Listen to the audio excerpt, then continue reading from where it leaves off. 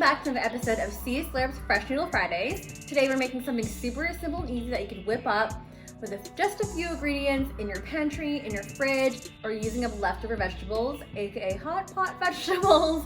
We are making an easy Asian noodle soup, so let's go ahead and get started.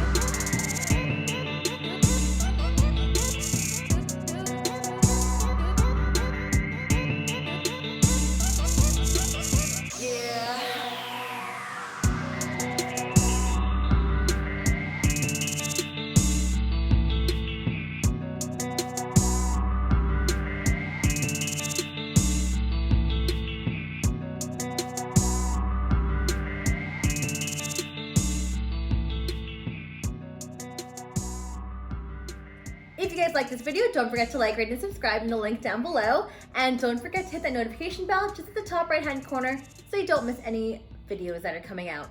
We'll see you guys next week. Bye!